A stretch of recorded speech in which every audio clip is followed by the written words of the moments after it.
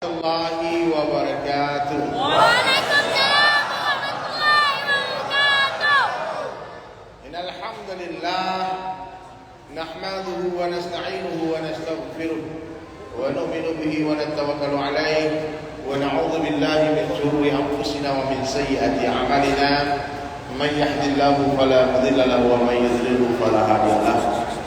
Asyhadu an la ilaha illallah wahdahu la syarika lah wa asyhadu anna Muhammadan abduhu wa rasuluhu la nabiyya ba'dahu. Qala Allah ta'ala fil Qur'anil Karim, a'udzu billahi minasy syaithanir rajim. Bismillahirrahmanirrahim. Kuntum khaira ummatin ukhrijat lin-nas ta'muruna bil ma'ruf wa tanhauna 'anil munkar wa tu'minuna billah. وقال النبي صلى الله عليه وسلم في حديث قدسي عن أبي درداء رضي الله عنه يقول سمعت أبو القاسم صلى الله عليه وسلم يقول إن الله قال يا عيسى إني باعث من بعدك أمة إن أصابهم ما يحبون حمد الله وإن أصابهم يفرحون تسبوا والصبروا ولا حلم ولا علم كيف يكون هذا لهم ولا حلم ولا علم يرى قال الله تعالى أعطيهم من حلمي وعلمي أو كما قال رسول الله صلى الله عليه وسلم. Hadirin sekalian yang dirahmati Allah, kita bersyukur kepada Allah karena dialah Allah Ta'ala yang telah menjumpakan kita di malam hari ini. Hanya Allah satu-satunya zat yang berkuasa menjumpakan orang yang berpisah dan memisahkan orang yang berjumpa.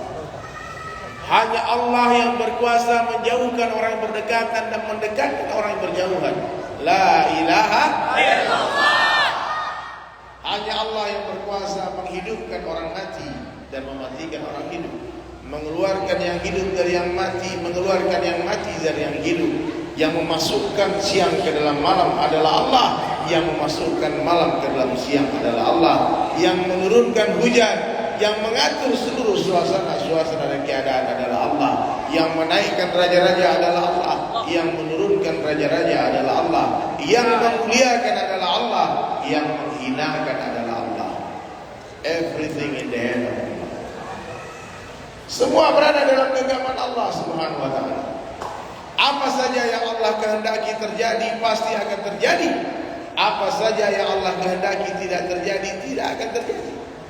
Satu dunia mau bunuh kita takkan mampu tanpa izin Allah. Apalagi cuma virus. Kemarin yang mati-mati banyak itu bukan karena virus. Memang Allah matikan. Benar. Ya. Hari ini iman kita rusak. Tak lagi yakin dengan Allah, yakin dengan asbab. Mestinya agama yang mengatur dunia, ya. Mestinya Islam yang mengatur dunia, bukan dunia yang mengatur agama. Karena lemahnya iman umat hari ini, hadirin mulia, kita taat dengan perintah orang kafir. Sami'na wa ata'na. Dari zaman Rasulullah SAW, baru zaman ini umat Islam diatur ibadahnya sama orang kafir. Jangan salahkan mereka, salahkan kita. Ya, bagaimana caranya supaya kembalikan kemuliaan itu? Perbaiki iman.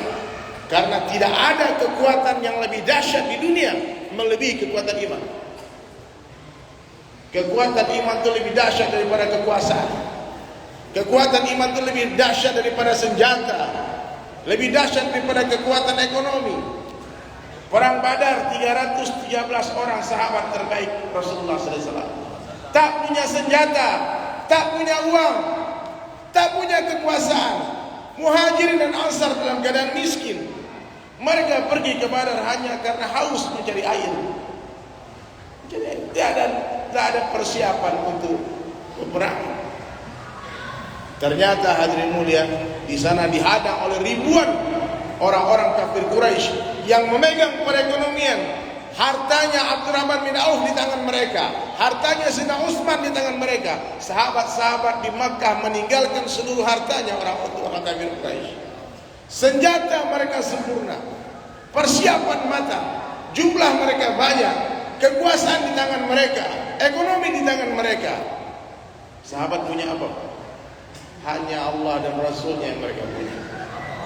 Sahabat-sahabat hanya punya iman saja. Dan di hari itu Allah menunjukkan kepada kita semua bahwasanya tidak ada kekuatan yang lebih dahsyat daripada kekuatan iman. La ilaha illallah. 313 lawan 1000 lebih. Yang menang siapa? Ya 313. Hari ini umat Islam banyak. Lebih 2 miliar umat Islam di seluruh dunia. Ya. Tapi umat Islam dalam keadaan terhina, tak ada harga diri, tak ada wibawa. Ya. Kita malu kadang-kadang. Saya sering keliling dunia, Pak. Kadang-kadang malu kita menampakkan keislaman. Apalagi Indonesia, mohon maaf. Kita ini Pak diremehkan di banyak negara, betul. Negara tetangga kita aja kadang-kadang meremehkan gitu. Meskipun datang di wali kota, bupati, pengusaha, kalau dia tahu dari Indonesia dibilang na Indon, dipikir kita ini mau cari kerja gitu. Alhamdulillah saya datang dalam urusan dakwah. Insya Allah mereka memandang ini dakwah, ini bukan urusan dunia. Saya di Bangladesh pernah cerita sama orang Bangladesh. Dia tanya, where you from, brother? Dia bilang Indonesia. Terus dia bilang begini, wow, Indonesia, yes, hajah. Dia ngejek-ngejek wanita Indonesia di Makkah. Sehari ini ya. Macam-macam ejekan mereka. Terus dia tanya, why you install my country Indonesia? Kenapa kamu hinakan ke negara saya? Kamu remehkan? No, like this. You know, kamu tahu, kami orang Bangladesh, the most poorest country in the world. Negara termiskin di dunia. Di mana? Bangladesh. Bangladesh itu negara termiskin di dunia. Tapi beliau katakan, teman saya di Bangladesh itu, but you know, not even one sister, one woman, girls, wanita Bangladesh yang dikirim ke luar negeri oleh negara ini. Negara kami tak ada satupun mengirim wanita ke luar negeri. Dan hari ini di depan Pak Bupati pejabat, saya menyampaikan salah satu, bagi orang-orang dunia ini kemuliaan, bahkan dipuji-puji sebagai pahlawan devisa. Tapi bagi orang yang punya iman, ini adalah kehinaan. Indonesia tercatat sebagai negara pengekspor wanita terbesar di dunia. Malu kita, Pak.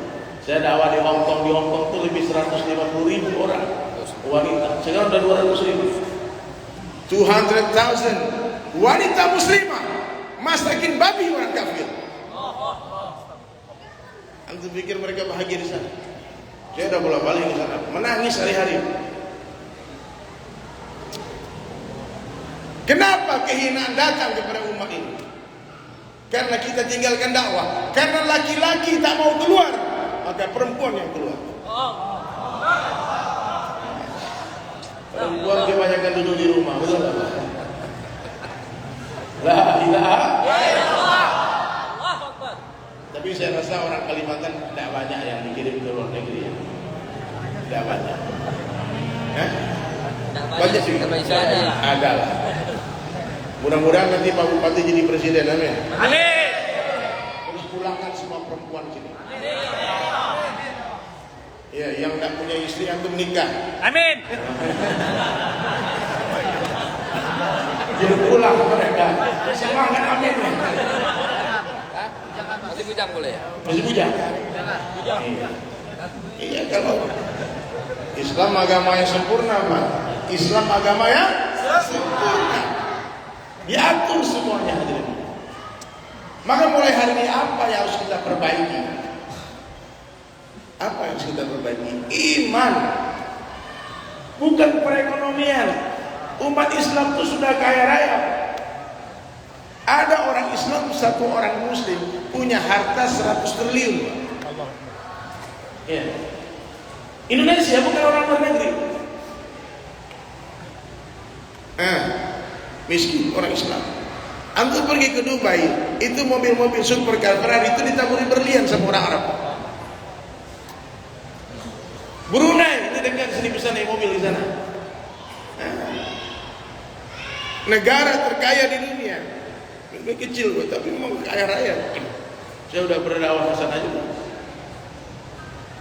Jadi kalau masalah ekonomi kita sudah hebat. Kalau masalah kekuasaan, Ustaz ini bupati, takbir. Indonesia ini dulu pernah punya presiden Kiai Haji. Bukan kita tak punya kekuasaan, punya kita kekuasaan.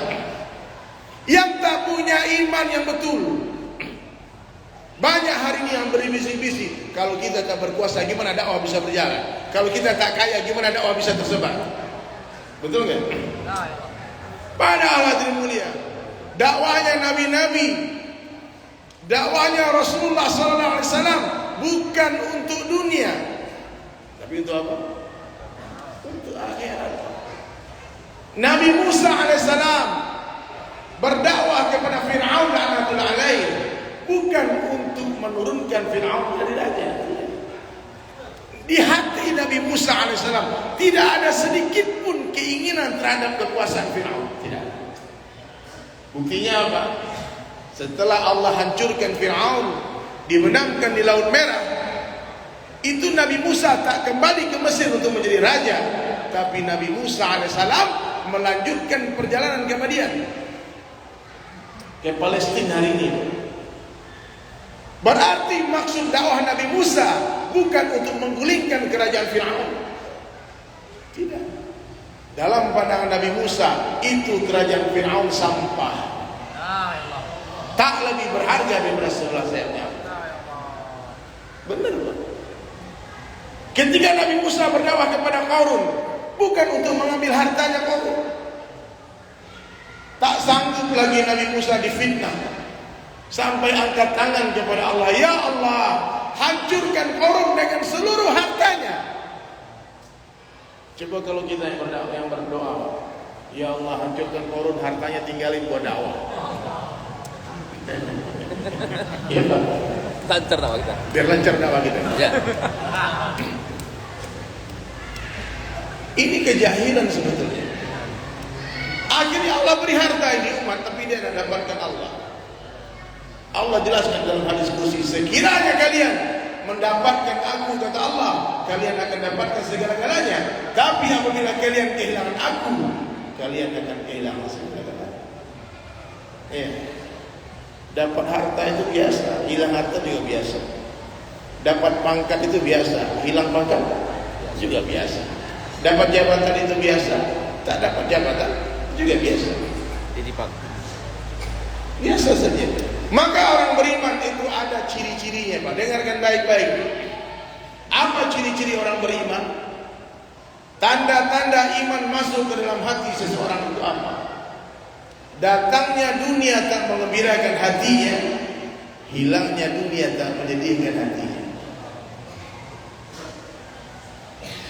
Ada nggak kira-kira iman di hati kita?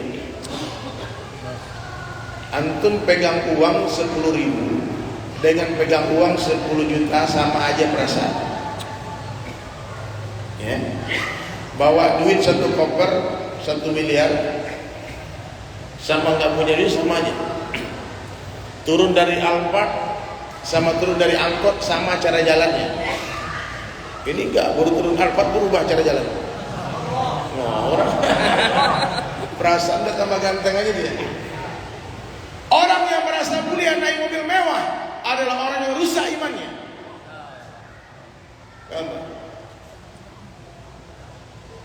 Ciri-ciri iman baru masuk ke dalam hati seorang manusia, datangnya dunia tak mengembirakan hati dan hilangnya dunia tak menjadikan hati.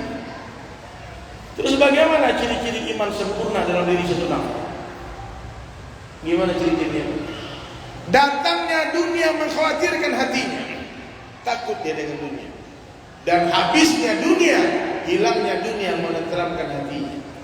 Ini kalimat susah dipahami. Dapat jabatan, menangis, bukan syukuran. Ya, Pak. Dapat harta, ketakutan. Karena orang beriman yakin hartanya halal dihisab, yang haram diazab. Ini yang faham kalimat ini hanya orang-orang khusus saja. wali-wali Allah, para sahabat, para nabi, para sahabat radhiyallahu anhu, mereka semua menolak dunia dengan kedua tangan mereka. Ya bang, sahabat menolak dunia dengan kedua tangannya seperti kita meraih dunia dengan kedua tangan kita. Maka Nabi menjelaskan, idza azamat ummati dunya, kalau umatku sudah mengagung-agungkan dunia, nuzi'at minha haibatul Islam, Allah cabut dari mereka kehebatan Islam. Hari ini umat Islam hilang wibawa, hilang harga diri. Kenapa? Mengaku beriman tapi dusta. Iman hanya di lidah saja. Iman hanya di lisan, di telinga, di mata, di pikiran saja. Padahal letaknya iman bukan di sana.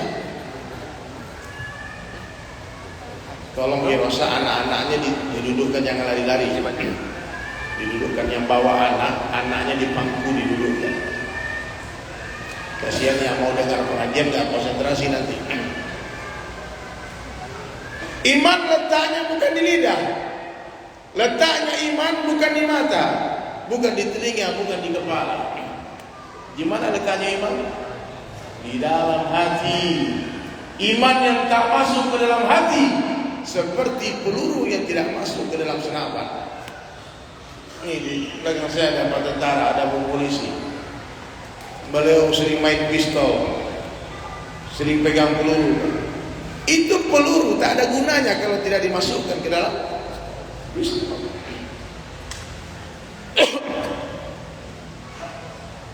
Di pelajaran jelas nih, ini peluru ini kalau kena kepala gajah, tumbang gajah. Kalau kena kepala singa, pecah kepala singa. Kalau kita lagi perang, kena musuh, mati dia. Kemudian pergi ke hutan, berburu, nampak singa. Lalu dia bilang, wah ini peluru ini katanya hebat. Lempar singa dengan peluru. Kira-kira yang mati singa apa kita? Maka tugas kita hari ini apa? Memasukkan peluru ke dalam senapan, memasukkan iman ke dalam hati. Ada caranya itu, Pak. Jaddidu imanakum, kata Nabi, perbaruilah iman kalian.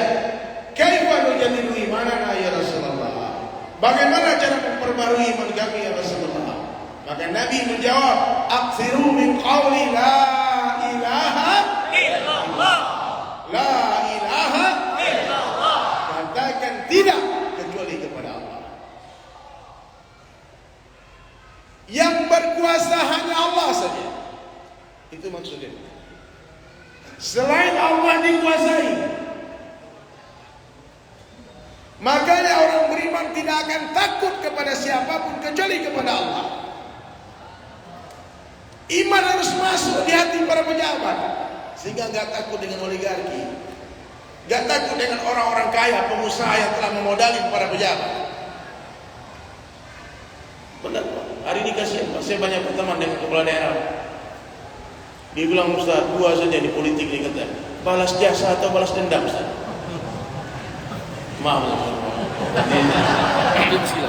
ya Muslim. Ini bagi orang yang tak beriman.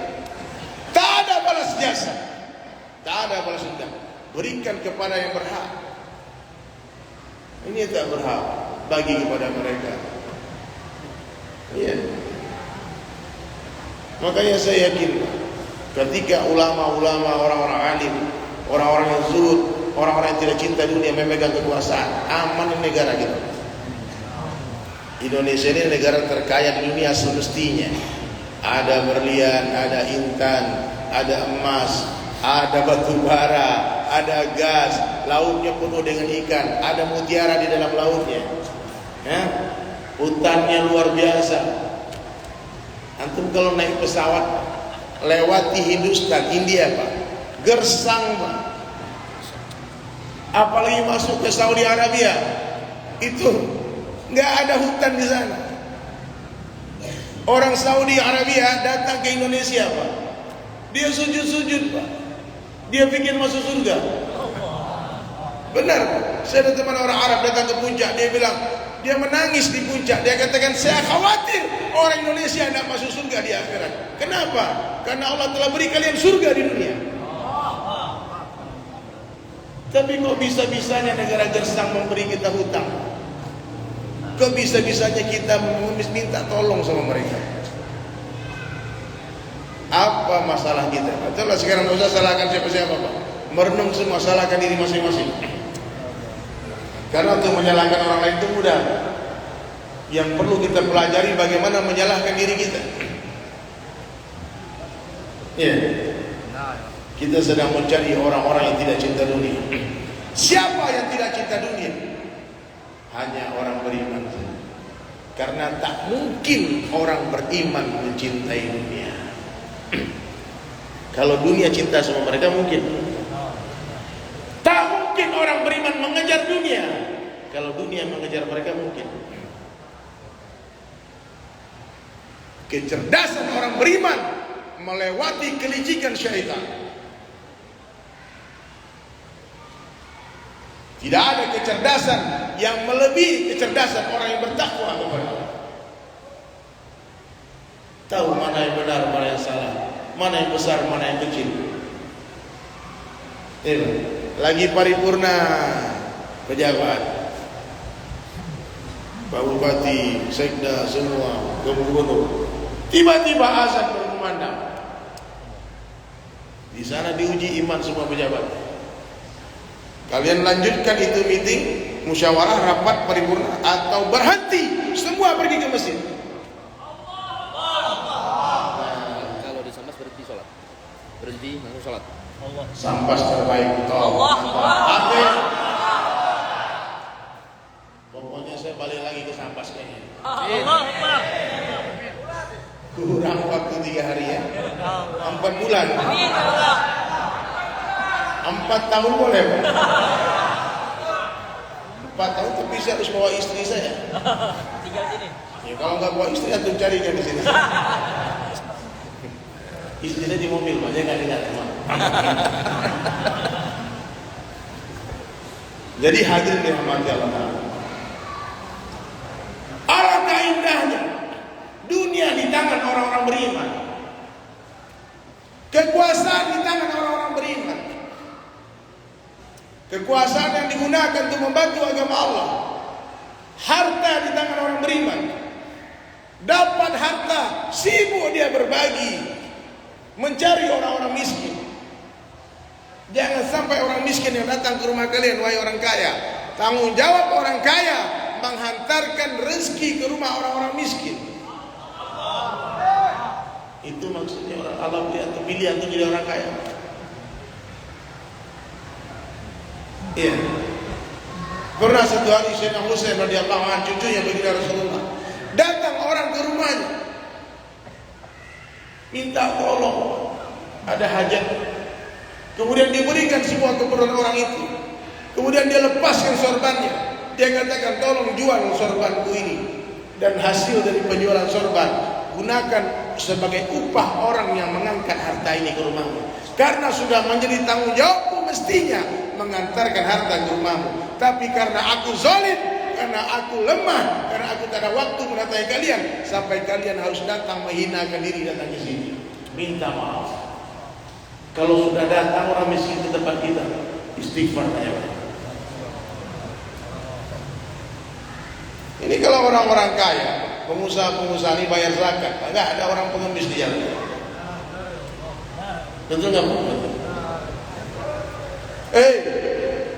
Orang kaya, kalau kalian bayar zakat, bukan berarti kalian dermawan. 2,5% itu haknya orang miskin. Haknya Asnamnya 8. Kalau tak dikeluarkan, kalian koruptor, maling. Tambah.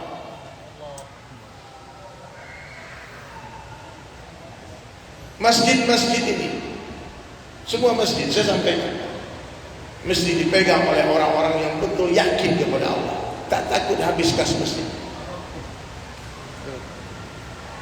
Jangan sampai lagi ada pengumuman hari Jumat, kas saldo masjid 400 juta, 500 juta, Serius, di tempat lain ada Pak. Mungkin di sini bisa miliaran ada. Karena di sini banyak pengusaha Pak, orang-orang. Serius. Kalau dana untuk pembangunan di sini apa? Tinggal 40 juta aja. Nah, 40 juta itu aja. Kebiasaan Sayyidina Umar bin Khattab radhiyallahu anhu menyapu Baitul Mal. Sehingga di zaman beliau jadi khalifah, semua bayi yang lahir digaji. Kalau belum habis uang harta di Baitul Mal, belum tenang hati. Iya. Ini nggak main-main ya. Potensi kita ini terlalu besar, terlalu besar. Tapi karena tak tahu caranya, tak tahu gunanya harta, bingung. Akhirnya harta digunakan untuk berbangga-bangga, bermewah-mewahan, beli mobil harga puluhan miliar. Saya punya teman Pak Bupati, punya mobil. Saya datang ke rumahnya, dia kasih tahu, Ustaz, mobil ini harganya belasan miliar. Nah, mereknya RR. Terus saya tanya sama dia, Bang, kalau anjing naik mobil ini berubah nggak derajatnya, Bang? Jangan keras-keras dakwah kau, katanya. Tapi benar, anjing naik mobil mewah tetap anjing. Paham? Jangan sampai harga mobil kita lebih mahal daripada harga diri kita.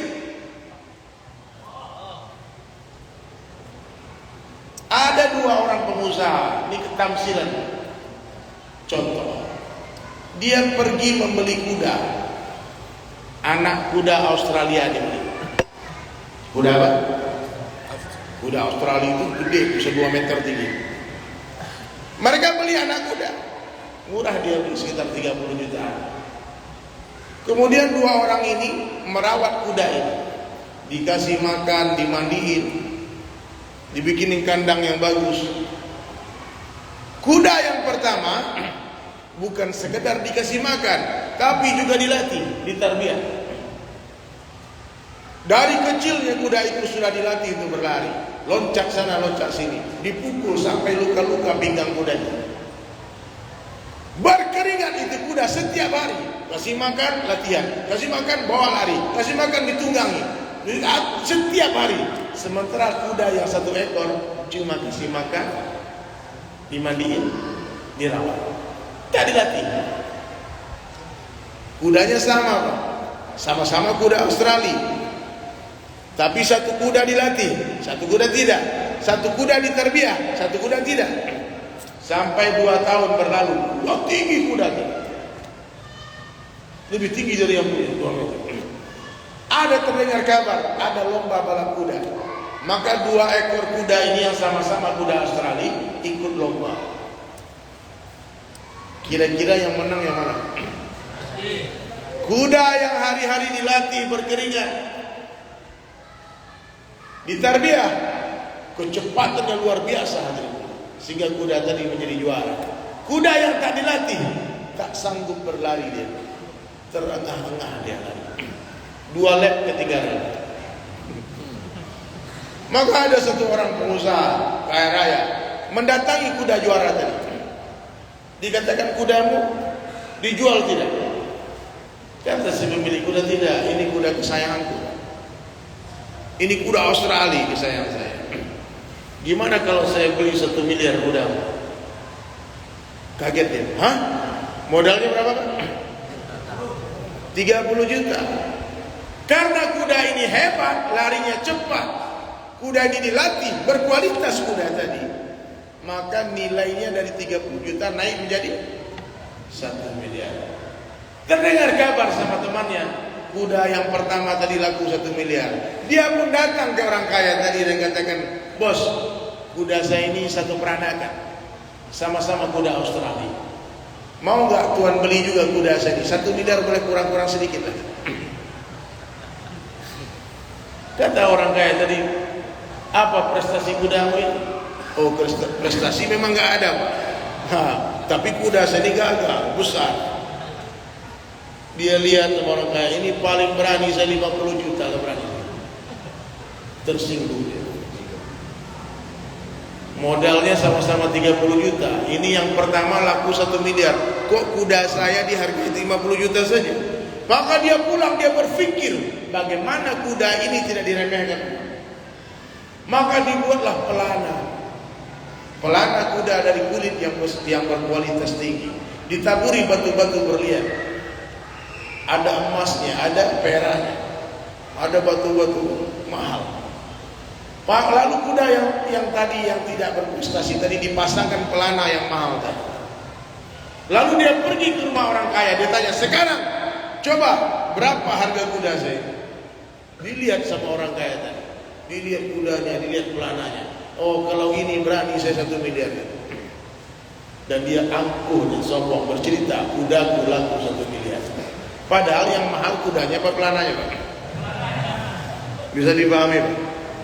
Hari ini banyak orang mengambil jalan pintas, ingin mulia, bukan hatinya diperbaiki, bukan dirinya diperbaiki, tapi mobilnya diperbagus. Mobil itu pelana, hadirin. Rumahnya diperbagus. Antum punya rumah besar mewah, antum pikir orang miskin kagum sama antum?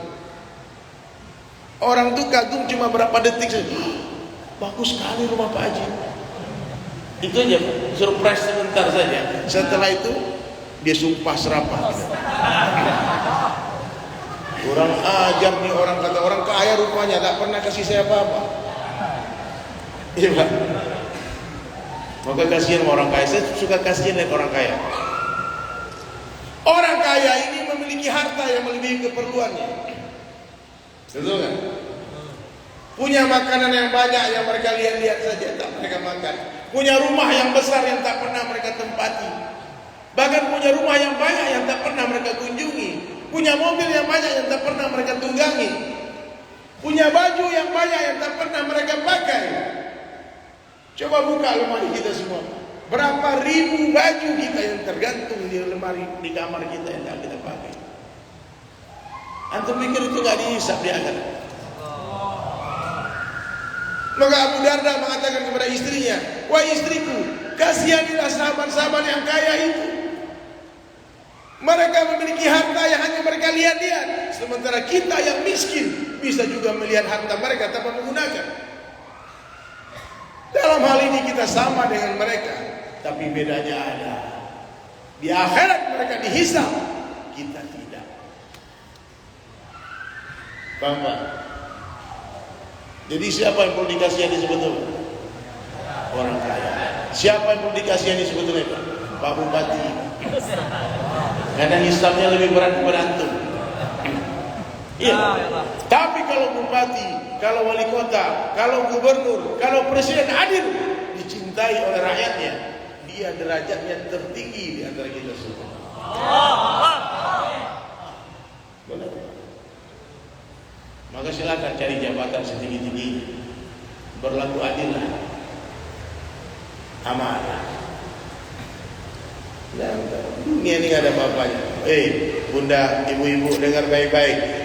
Dunia ini hanya indah sebelum dimiliki saja. Betul kan? Dunia hanya indah sebelum dimiliki. Kalau sudah punya biasa-biasa saja. Sebelum punya mobil kayaknya mantap kali punya mobil itu, betul kan? Setelah punya biasa. Sebelum punya istri, waduh kalau aku nikah sama dia mantap itu, bahagia. Setelah nikah malah bikin pusing ya. Sebelum punya jabatan, kalau aku dapat posisi ini aku bahagia. Setelah punya, setelah di sana biasa saja. Orang gunung merindukan pantai, orang pantai merindukan gunung. Betul? Yang rambutnya lurus, dia iri lihat temannya rambutnya keriting, dikeritingin rambutnya. Yang rambutnya keriting, di rebonding, dilurusin, dia pikir dia cantik kayak orang Korea. Bule-bule datang ke Bali, dia berjemur biar kulitnya hitam. Ini orang-orang di perkampungan di kota-kota di Indonesia yang kulitnya hitam pengen diputihin. Akhir sudah banyak yang belang-belang, mukanya putih, tangannya hitam.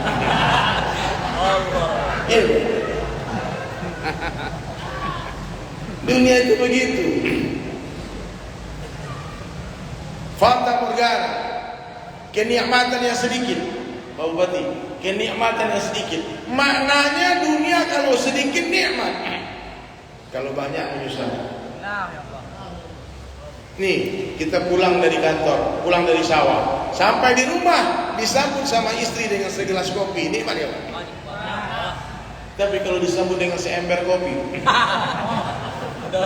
kata istri habisin dulu, jangan masuk. Kopi itu Pak semakin kecil gelasnya semakin nikmat. Kopi pahit, tak manis, yang penting setia. Ya. Buat apa manis kalau tak setia ya? La ilaha illallah. Ingatkan, kalau ada iman aman kita. Orang beriman tak takut apa-apa, tak takut miskin, tak takut nama baiknya tercemar. Pak Bupati, dalam politik ini ada aja orang tak suka sama kita. Iya. Orang politik ini musuhnya banyak. Kenapa? Satu kursi yang kepengen banyak. Makanya berantem. Coba kalau ada 1, 2, 3, 4 kursi kan enak. Memang kursi saya lebih besar sedikit. Tapi kan lebih tinggi Pak Bupati. Kalau nggak nyikut orang, disikut orang. Itu politik. Jalan yang sempit, banyak orang melewati. Jadi kalau difitnah orang, jangan marah. Digibah orang, digunjing orang, tersenyumlah. Kenapa? Karena orang beriman yakin ketika orang memfitnah kita, menggibah kita, sedang terjadi transfer amal dari buku catatan amalnya ke buku catatan amalnya. Allah. Kenapa harus marah? Mesti Pak Bupati bilang, teman-teman jamaah semua, kalau kalian yang bergunjing, gunjinglah saya, supaya transferan banyak masuk. Betul. Sedang Utsman pernah suruh istrinya masak, gara-gara tahu ada orang menggunjing dia. Kemudian setelah itu diantarkan makanan ke rumah orang itu. Terima kasih banyak pahlamu yang masuk ke rekening. Ini sebagai ucapan terima kasih. Bahkan para wali Allah sengaja membayar orang untuk mencaci maki dia di pasar. Betul. Ini sudah ada yang gratis caci maki kok itu marah. Iya. Siap insyaallah ya? Jadi jangan marah Pak. Kalau orang menghina kita katakan Pak, itu baru sedikit kesalahan saya yang kamu tahu. Yang kamu nggak tahu masih banyak lagi. La ilaha illallah. Min kalimat itu positif. Saya ada cerita tuh. Paman saya ini jadi wali kota udah 2 periode. Dia nggak punya duit Pak Bupati. Dia punya duit, dia melawan incumbent, melawan calon yang satu lagi pengusaha punya ratusan miliar. Terus dia curhat sama saya, dibilang Om nggak ada duit. Saya bilang Allah ada nggak? Oh Allah ada. Ya, adu Allah dengan uang mereka. Ya. Terus bagaimana? Pas hari kampanye saya bilang jangan kampanye itu nggak bisa duit. Kan nggak ada duit katanya. Buat apa kampanye? Akhirnya lawan politik itu mengundang artis dangdut dari Jakarta. Artis dangdut kalau diundang Pak, tarif artis dangdut itu Pak 100 kali biaya mengundang ustaz. Iya Pak, mengundang ustaz kadang-kadang dibayar ini diomongin lagi Pak, ustaz amplop. Iya, bener Pak, jahat-jahat umat itu ulama kadang-kadang. Tapi kalau buat mengundang artis Pak, ratusan juta santai saja. Gue joget-joget. Terus saya bilang sama paman saya, Om, ya sudah, nanti kita bikin tabligh akbar saja. Biarkan mereka dangdutan, nggak apa-apa. Nanti di pinggir jalan kita bikin majelis. Lalu saya datang, tapi saya ingatkan dia bilang, nanti kalau paman mau bicara pidato politik, puji lawan politik. Ya, katakan mereka berdua lebih baik dari saya. Bisa nggak? Bisa. Kemudian yang kedua, kasih tahu semua orang yang datang jangan pilih saya. Dibilang atau itu agak berat sedikit. Jangan pilih saya, itu agak berat sedikit. Akhirnya apa? Saya berikan dia kesempatan bicara. Dia katakan, ini calon-calon yang lain yang dua lagi, mereka lebih baik dari saya, mereka lebih berpengalaman, lebih ini semua. Disanjung lawan politiknya. Apa kejadian setelah itu? Lawan politik balik memuji dia. Ya, apa yang kau beri itu yang kau terima. Antum coba puji istri antum cantik. Ya, Beb, love, manggil apa sama istri? Hah? Strawberry. Besti. Cinta. Kamu nih cantik banget. Orang paling cantik di Sambas di kau. Insya Allah istri itu jawab, orang paling ganteng di Sambas nih abang. Udah serius. Kalau kita puji orang, nanti dia puji balik kita. Kalau kita caci maki orang, dia caci maki balik kita. Betul? Alangkah hebatnya orang beriman, cerdas. Coba puji, kau hina orang. Hei, gendut. Dia bilang, kau juga botak. Kita bilang dia gendut, Pak, dia caci maki 3 balik-balik. Iya, Pak. Ya sudahlah. Akhlakul azimah, akhlak yang diajarkan Rasulullah, akhlak yang suka membalas kejahatan dengan kebaikan. Siap semua insyaallah? Insyaallah. Kalau membalas kebaikan dengan kebaikan itu biasa. Maaf, anjing juga bisa. Kita baikin anjing 1 kali kasih makan. Saya lama tinggal di Bali. Ada anjing saya kasih makan. Itu 1 kali saya kasih makan. Setiap saya lewat itu anjing ekor-ekornya gerak-gerak. Dia ingat orang ini pernah kasih saya makan. Meskipun setelah itu melempar dia sama batu, dia akan tetap ingat, ini orang pernah baik sama saya, ini orang pernah kasih saya makan. Jadi anjing dikasih makan 1 kali, dilempar 9 kali, dia ingat 1 kali. Tapi kadangkala manusia dikasih makan 9 kali, dilempar sekali, dia lupa 9 kali itu.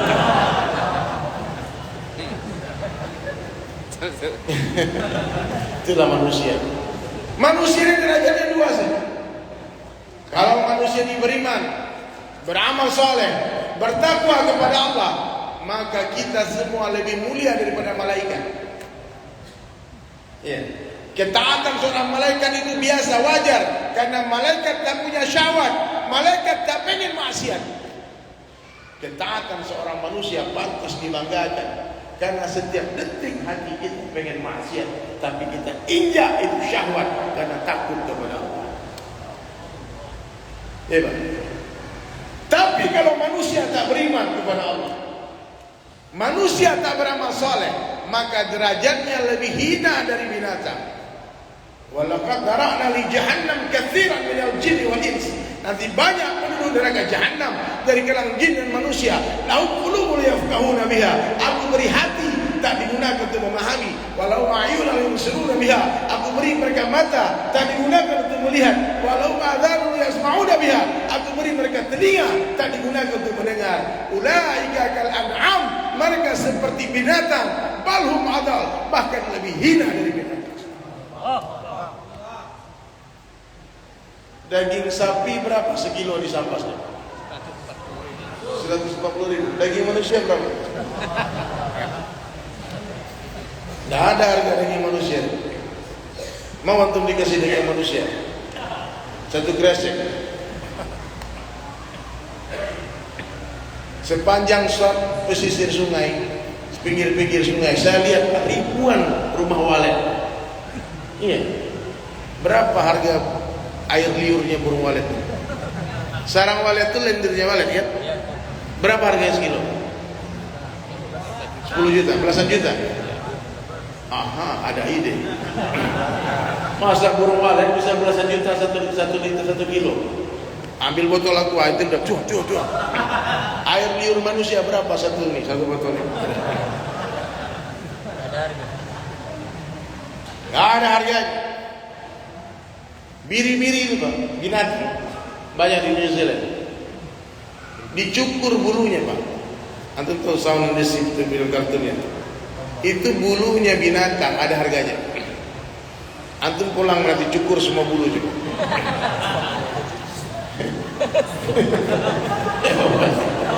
Tanya berapa nih harganya? Ini guru ustadznya. Nggak ada. Rambut kita berapa? Iya, nggak ada harganya. Kulit sapi, kulit kambing, kulit kuda, kulit ular, kulit buaya, bahkan kulit babi ada harganya. Kulit manusia berapa? Antum mau pakai kompet pakai kulit manusia? Ori. Ini kok hitam orang ini dari orang Afrika dia. Nggak ada.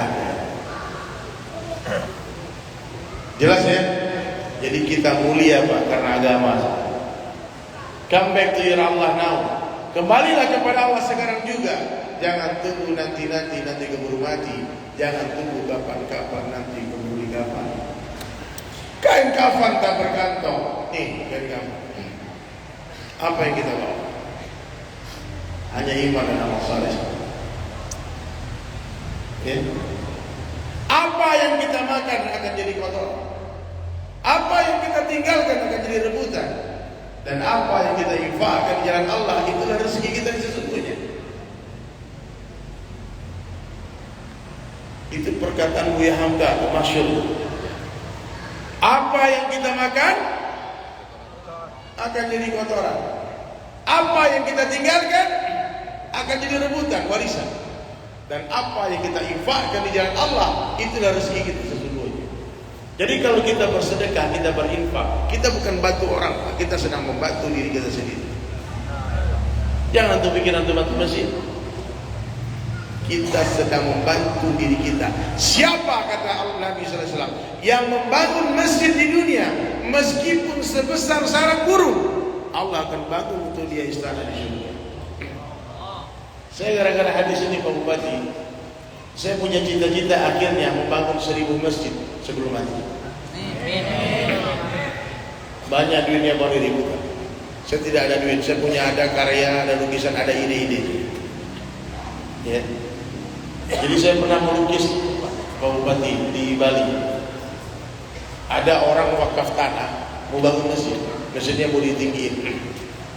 Kemudian panitia pembangunan datang ke saya. Waktu itu 2014, 8 tahun lalu. Saya masih tinggal di Bali. Terus dia bilang, gimana cara menggalang donasi? Kita perlu uang 2 miliar.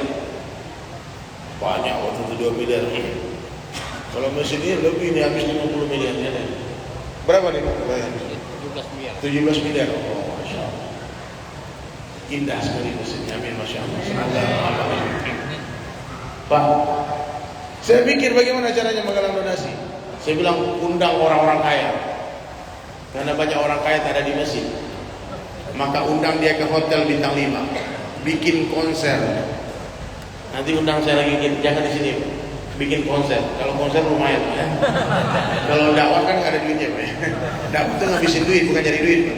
Saya kesini ngabisin duit Pak, bukan jadi duit ya. Tapi kalau diundang sebagai artis, ada manajemen, ada manajernya. Ada ya? Ada. Tapi sebelum berangkat transfer dulu. Itu dai. Dai dengan artis bedanya gitu Pak. Kalau artis datang, ada akad DP dulu ya? DP dulu 50%. Sebelum naik panggung lunasin dulu. Paham? Bisa untuk membedakan. Saya datang tuh 3. Yang pertama sebagai artis itu ada manajemen, ada kontrak MOU-nya. Ya. Sekarang bukan untuk urusan itu saya kesini. Yang kedua, saya datang sebagai tamu silaturahmi biasa saja, diundang. Sekarang ini diundang teman-teman dari apa? MZ apa? Center menelpon saya sejak berapa bulan yang lalu. Datanglah ke Pontianak. Saya bilang saya tak terbang kemana-mana sekarang karena saya sedang melukis Al-Quran 30 juz. Saya tidak mau keluar. Akhirnya didesak-desak terus. Saya bilang udahlah, habis awal lah. Nah, berangkat ke sini. Dan ini Pak, tiket keberangkatan saya dibayarin mereka. Saya dibayarin tiket. Saya kasih tahu, hotel saya disiapin, makan minum disiapin sama mereka. Paham ya? Sama seperti antum mengundang ustaz-ustaz yang lain. Ada akad yang ketiga. Saya tak diundang, datang sendiri. Khuruj fisabilillah. Dan itu Pak, ini Pak Bupati, kalau saya lagi keluar di Masjid Jami Kebon Jeruk, itu dikasih bayar hidayah. Jangan kau makan, jangan kau minum hidangan orang yang kau dakwahi. Jangankan terima amplop, terima duit Pak. memakan dan meminum hidangan itu tak dibolehkan sebetulnya. Makanya kami kalau pergi dakwah keliling-keliling itu bawa kompor, bawa makanan sendiri. Tidak boleh memperkenalkan siapa dirimu, tak boleh bercerita pangkat dan jabatanmu, tak ada poster-posternya. Hanya bicara kebesaran Allah saja. Datang dari rumah ke rumah, dari pintu ke pintu dengan azas musyawarah. Dan itu waktunya bisa 4 bulan, bisa 40 hari. Antum doa saja mudah-mudahan diputus berangkat ke sini. Amin. Dan setiap tahun saya keluar terus, minimal 40 hari. Kalau 40 hari, kalau saya khuruj, saya tak hidupkan handphone. Saya tak bawa handphone. Tak ada live IG, tak ada live Facebook, tak ada YouTube, tak ada WhatsApp. Saya sudah kasih tahu istri saya, kalau ada kabar, kalau tak ada kabar dari aku, berarti aku masih hidup. Tapi kalau aku mati, nanti ada orang kasih kabar. Paham? Jadi ada bedanya. Jadi dakwah bukanlah sebuah profesi, tapi apapun profesi kita wajib berdakwah. Saya punya sahabat di Bengkulu, wali kota Bengkulu, mungkin sahabat Pak Bupati juga, Pak Helmi Hasan. Pak Helmi Hasan ini, beliau wali kota tapi sudah pernah 2 kali. Ada yang Zulkifli Hasan.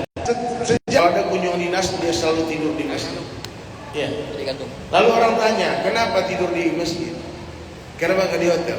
Jawabannya sederhana, saya ingin mati di masjid. Allah. Ya. Bagaimana hidupmu, begitulah mati. Hati yang terpaut kepada. Jadi tidak ada alasan. Kalau ada niat, ada 1000 jalan. Tak ada niat, ada 1000 alasan. Jadi saya datang hari ini ke sini dalam rangka membantu pembangunan pesantren Darul Quran wa Dakwah. Ya, nanti yang punya rezeki silakan antum angkat tangan, nanti catatkan ke Ustaz. Dan Pak Kiainya juga datang ke sini. Ya, enggak apa-apa ikhlasnya, enggak apa-apa banyak, yang penting ikhlas ya. Iya, daripada sedikit tapi diungkit-ungkit. Ada juga. Ya, itu saya dengar dari Ustaz Bapak dalam. Sedekah itu enggak apa-apa banyak, yang penting ikhlas. Daripada sedikit tapi diungkit-ungkit. Orang pelit itu, Pak.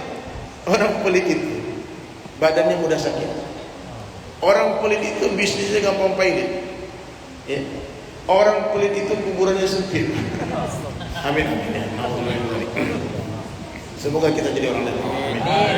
Nah, jadi hadirin sekalian, saya datang ke sini dalam rangka ini. Sampai besok saja Pak Bupati. Besok lusa hari Selasa, insya Allah saya balik lagi ke Jakarta. Saya melanjutkan melukis Al-Quran 30 juz. Karena sekarang saya sedang membangun satu masjid di Palembang. Saya lewat di Palembang, Pak Bupati. Kampung saya bukan Palembang, saya orang Padang, saya orang Medan. Jadi pas PPKM darurat, saya ada di Palembang. Kemudian saya berhenti di satu masjid, salah satu masjid, namanya Masjid Baitur Rahman.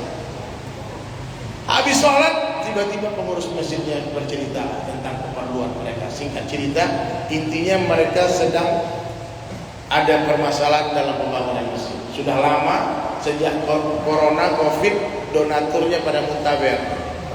Tahu muntaber? Mundur tanpa berita. Jadi gambar sudah dibuat, rencana bangunan itu ada sekitar 10 miliar. Nah, mereka sudah bikin fondasi, kurang lagi 6 miliar. Dan ini sudah lama. Gimana caranya Ustaz untuk menggalang donasi? Saya bilang oke. Nanti ada cerita lengkapnya di YouTube saya. Saya bilang saya akan melukis Al-Quran 30 juz untuk Masjid Baitur Rahman. Ya. Yang di Bali itu dulu lukisan. Akhirnya kita bikin konser dengan Ebin GAD, Om Ebin. Satu lukisan saya di luar. Om Ebin nyanyi satu lagu, saya melukis Pak Bupati. Terjual di lelang 500 juta satu lukisan. Dan sekarang di Palembang itu saya menggalang donasi. Mungkin bapak-bapak yang ada rezeki berlebih ya, boleh daftarkan nanti. Saya sedang mencari 604 orang baik yang Allah beri kelebihan rezeki yang mau patungan satu orang 10 juta untuk bangun masjid. Sekarang Pak Bupati sudah terkumpul 425 orang. Berarti kurang 179 orang lagi. Ya teman-teman, saya satu halaman bang. Satu halaman berarti transfer ke Masjid Baitur Rahman 10 juta. Nomor rekeningnya boleh antum catat, BSI 7746 kali 91. Hafal bisa. Nanti antum transfer saja, bukan ke saya, transfer ke masjid. Antum transfer Pak, habis duit antum, saya dapat pahalanya kan? Maka jadilah maklar-maklar kebaikan. Bagaimana supaya bisa membangun masjid sebanyak-banyaknya? Minimal kita punya investasi 1 batu bata di setiap masjid. Iya Pak. Kalau antum titip 1000 batu bata di 1000 masjid, maka kita dapat fadilah pahala dari 1000 masjid setelah itu. 1 batu bata itu sebesar sarang burung. Kan Nabi bilang, bangun masjid sebesar sarang burung. Nah, maka jangan sampai kelewatan. Ada masjid yang perlu bantuan, kita bantu. Ada pesantren yang perlu bantuan, kita bantu. Apalagi tadi Pak Bupati bisik-bisik, di sini akan dibangun masjid terbesar di dunia setelah meninggal. Wow. Nampaknya saya bakal lama di sini. Iya. Minimal kita buat juga galeri Al-Quran terbesar di dunia di sini. Amin. Sekarang Al-Quran yang saya tulis itu Pak pertama di dunia. Ternyata saya googling nih, belum pernah ada pelukis dari zaman dulu, dari zaman Nabi sampai sekarang yang melukis Al-Quran di atas kanvas 30 juz. Dan alhamdulillah Pak Bupati, saya dapat penghargaan dari MURI sebagai pelukis kaligrafi tercepat di Indonesia. Nah ini bagus nih, kaligrafi bagus, luar biasa, Masya Allah. Ini apa nih Pak? Kuningan ya? Tembaga? Tembaga, Masya Allah, luar biasa. Jadi teman-teman sekalian, kalau kalian ingin bekerja sama dengan saya, dengan teman-teman dari MZ, dari pesantren Darul Quran wa Dakwah, silahkan. Jangan sampai kita melewatkan setiap kesempatan yang ada. Ya, Insya Allah ya. Mungkin setelah ini kita akan serahkan kepada panitia pembangunan pesantren. Jangan pulang antum berikan donasi terbaik, komitmen terbaiknya. Gak mesti transfer malam ini, kalian transferkan, minta nomor rekening pesantren. Mudah-mudahan mereka bisa membebaskan lahan. Akan ada penghafal Quran yang akan terus mengalirkan pahala untuk kita sampai hari kiamat. Amin. Gitu. Jadi saya akan simpulkan nih Pak Bupati. Sudah lama saya kalau dibiarkan bicara sampai subuh nggak selesai. Jadi ada beberapa ciri-ciri orang baik dalam pandangan Allah. Yang pertama apa? Hatinya bersih dari kesyirikan. Dia tak takut kepada siapapun kecuali kepada Allah. Tak meminta kepada siapapun kecuali kepada Allah. Tak berharap kepada siapapun kecuali kepada Allah. Yang kedua, orang baik dalam pandangan Allah, ciri-cirinya ada. Kehidupannya dihiasi oleh sunnah Rasulullah SAW. Ujung rambut sampai ujung kaki, bangun tidur sampai tidur lagi. Hidupkan sunnah semampunya, bukan semaunya. Yang ketiga, orang baik dalam pandangan Allah, salatnya khusyuk wal khudu. Salat dia khusyuk, konsentrasi. Laki-laki di masjid 5 waktu berjamaah di tempat azan dikumandangkan. Bagaimana masjid kita ini salat subuhnya seperti salat Jumat. Amin. Yang keempat, orang baik dalam pandangan Allah, ciri-cirinya dia cinta kepada ulama, haus dia akan ilmu. Ilmu seperti air, kata Imam Syafi'i, hanya mengalir ke tempat yang lebih rendah saja. Orang tinggi hati tak bertambah ilmu. Jangan sombong. Ya. Iblis terlaknat karena sombong, karena ilmu. Katakan setiap hari, aku tak tahu apa-apa, aku orang bodoh, Allah tambah ilmu gitu. Kemudian berikutnya orang baik, dia tawadu. Tawadu itu apa? Dia selalu menganggap semua orang lebih baik dari dia. Ini orang tua saya lebih baik dari saya. Kenapa? Karena beliau ini lebih duluan menyebut nama Allah dari saya. Kata tajudnya, beliau ini hari lahirnya beliau lebih dekat dengan hari lahirnya Rasulullah ketimbang saya. Maka saya wajib memuliakan orang-orang tua karena kedekatan mereka dengan baginda Rasulullah SAW. Jangan kurang ajar sama orang tua. Sama orang tua itu panggil dengan panggilan kemuliaan. Jangan kau panggil nama aja. Udah orang tua kadang-kadang dihargai hari ini. Guru-guru tak dihargai. Kemudian lihat anak-anak muda katakan adik-adik itu lebih baik dari saya. Kenapa? Karena saya lebih duluan bermaksiat daripada mereka. Pasti dosa saya lebih banyak daripada dosa mereka. Allah beri kita 2 mata. Satu mata selalu melihat kebaikan orang lain, satu mata melihat keburukan diri sendiri. Katakan setiap hari, sebaik-baik saya. Coba ikuti Pak. Sebaik-baik saya. Sebaik-baik saya. Lebih baik orang lain. Lebih baik orang lain. Seburuk-buruk orang lain. Seburuk orang lain. Lebih buruk saya. Lebih buruk saya. Coba ulang. Sebaik-baik saya. Lebih baik orang lain. Seburuk-buruk saya. Lebih buruk saya.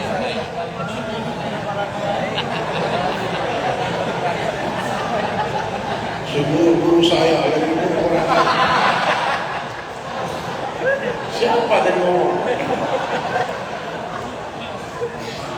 Ayo ulang, jangan salah nih, bahaya kalau salah. Sebaik-baik saya. Baik saya. Lebih baik orang lain. Baik orang lain. Seburuk-buruk orang lain. Seburuk orang lain. Lebih buruk saya. Letakkan diri di bawah rumput yang sombong. Orang sombong diharapkan mencium surga. Kalau ikhlas, orang ikhlas dipuji tak senang hati, dibuli tak sakit hati. Orang ikhlas dipuji tak terbang, dicaci tak tumpah. Tangan kita cuma dua, mulut orang miliaran banyaknya. Tak mungkin kita menutup mulut semua orang. Tutup saja telinga, teruslah berjalan sampai berjumpa dengan Allah. Paham? Haters itu Pak, saya sampaikan kepada di TV One. Haters itu adalah lovers yang tersembunyi. Karena kalau orang yang betul-betul benci dengan kita, dia tak mau sebut nama kita, dia tak mau lihat muka kita, dia blok itu. Dia nggak mau komentarin kita. Selagi orang masih komentar dengan kita meskipun negatif, berarti dia masih perhatian, berarti dia masih sayang. Buktinya apa? Haters itu kalau ketemu minta foto. Saya berapa sering orang caci maki. Apa itu? Apa nyanyi kau ini semua? Pas ketemu minta foto kawan. Kemarin kau bully aku. Iya, itu kan di sosmed aja Pak. Aslinya sayang sama apa? Iya. Dan yang terakhir, dengar baik-baik nih. Tak ada yang pasti selain mati. Kematian adalah sebuah kepastian. Capres belum tentu jadi presiden. Cagup belum tentu jadi gubernur. Cagup belum tentu jadi bupati. Kecuali yang menang. Kecuali yang menang. Ada berapa calon? Ada. Enggak, yang kemarin berapa orang calon? Lawan? 4. Berarti ada 3 yang tak jadi. Tapi kalau camat gimana? Tadi ada Pak Camat tadi. Ini semua camat calon mati, pasti. Orang kaya? Mati. Orang miskin? Mati. Raja-raja? Mati. Ada lagunya tuh. Nanti semua teriak mati ya. Habis ini kita insya Allah serahkan kepada panitia. Yang gak ikut teriak mati duluan. Wahai manusia, jangan engkau tertipu daya oleh dunia yang fana sebagai tempat ujian bagi kita. Dunia sementara, akhirat selama-lamanya. Orang kaya mati, orang miskin mati, raja-raja mati, rakyat biasa mati, yang di belakang mati, yang bersandar mati. Disuruh maju tak mau. Pak Bupati mati, Pak Ustad mati. Saya nampaknya kalau sama Pak Bupati ini lebih duluan saya pergi takziah. Panjang umur insyaallah Pak ya. Semua pergi menghadapi lagi dunia yang dicari, tak ada yang berarti. Dunia yang dicari takkan dibawa mati. Masya Allah. Saya membawakan Pak Bupati satu lukisan terbaik saya, nanti saya berikan. Allah Akbar. Mudah-mudahan dipajang di rumah dinas wali kantor ya kan. Kemudian sekarang saatnya mana panitia? Kita dalam donasi mana syatafan semuanya. Dalam kemudian ini ada pantai. Bang, insyaallah yang kita tunjukkan ya, kita tunjukkan kepada Allah, kita bisa membantu pesantren sebelum tanda tangan. Silakan nih. Ada yang mau sampaikan silakan. Cukup.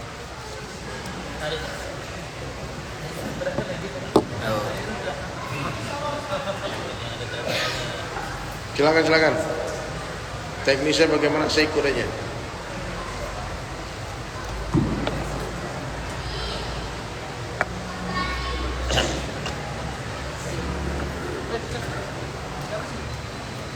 Baik, nah, sudah dengar tadi nasihat dari Ustaz Dewi untuk kita semua? Insyaallah semua mati.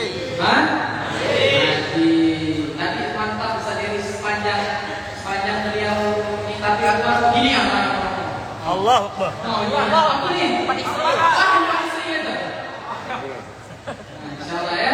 Nah, jadi ini insyaallah kita akan membuka peluang untuk teman-teman semua, Bapak, Ibu, hadirin sekalian untuk dapat berwakaf. Nah, jadi kita membuka peluang kesempatan untuk berwakaf. Bagaimana yang Rasulullah SAW sabdakan, "Idza mata al-insan inqata'a 'anhu 'amaluhu illa min salasin." Kata Rasulullah SAW, kalau manusia wafat, mati, semua amal terputus illa min salasin, kecuali tiga amal apa tujuan yang terputus? Satu, illa min shadaqatin jariyah, kecuali sedekah jariah. Jariah itu yang dari kalimat jawaya yang artinya mengalir. Sampai mati sedekah jariah ini mengalir terus. Itulah sedekah bangun masjid, wakaf, bangun pesantren. Itu dah wafat, orang yang merasakan manfaat dari apa yang kita wakafkan tetap terus berbuat baik, maka selama itu juga pahalanya mengalir kepada kita. Insyaallah siap wakaf? Insyaallah. Oke, kita ini sifatnya hanya sekedar komitmen. Yang tidak punya uang malam ini, tapi niat berkuat untuk ikut wakaf, insyaallah bisa langsung hari ke depan daftar sama panitia-panitia. Jadi nanti yang berani maju ke depan untuk mengambil sertifikat ini dapat parfum ada Ustaz? Hadiah kenang-kenangan. Ada hadiah parfum dari Ustaz Dedi. Parfum yang dipakai sama Ustaz Dedi. Baik, silakan dilanjutkan ya. Saya sama Pak Bupati mau bicara empat-empatan. Allah Akbar. Baik, yang keluar dulu kita Hilang. ini. Nanti hilang. Dia nggak permanen. Kenapa kayak permanen dia? Baik, yang siap wakaf di Istimewa bulan 4. Siap, insya Allah. boleh kapan-kapan